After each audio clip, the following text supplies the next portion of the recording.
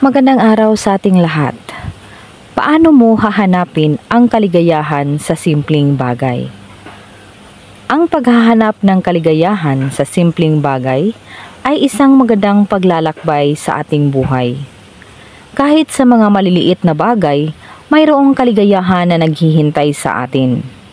Madalas, ang kaligayahan ay matatagpuan sa pagiging present sa kasalukuyan. Ibigay ang buong atensyon sa mga simpleng bagay.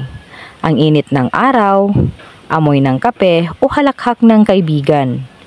Kapag tayo'y mindful, mas madali nating napapansin ang mga bagay na nagbibigay kasiyahan. Hindi lahat ng tagumpay ay malalaki.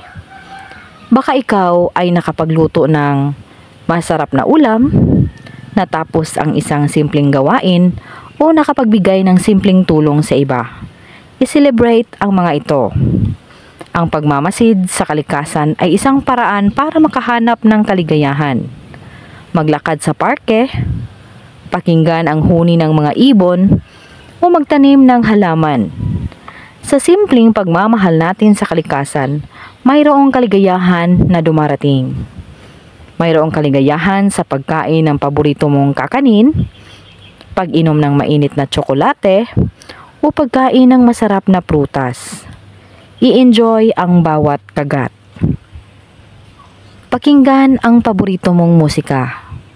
Basahin ang magandang libro o mag-appreciate sa mga obra ng sining. Ang sining ay may kakayahan na magbigay ng kaligayahan sa ating puso. Ang simpleng pagtawag o pagkwentuhan ng kaibigan ay nagbibigay ng kaligayahan.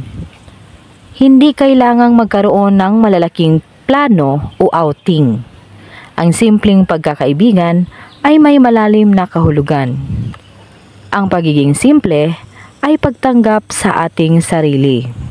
Hindi tayo kailangang magpanggap o mag-effort para maging iba. Kapag tayo'y bukas sa ating imperfection, mas malaya tayong mahanap ang kaligayahan. Sa huli, ang kaligayahan ay hindi laging nasa malayo o sa mga malalaking bagay. Ito'y maaaring matagpuan sa mga simpleng sandali, sa pagmamahal sa sarili, at sa pag-appreciate sa mga bagay na nasa paligid natin. Isang magandang araw sa ating lahat.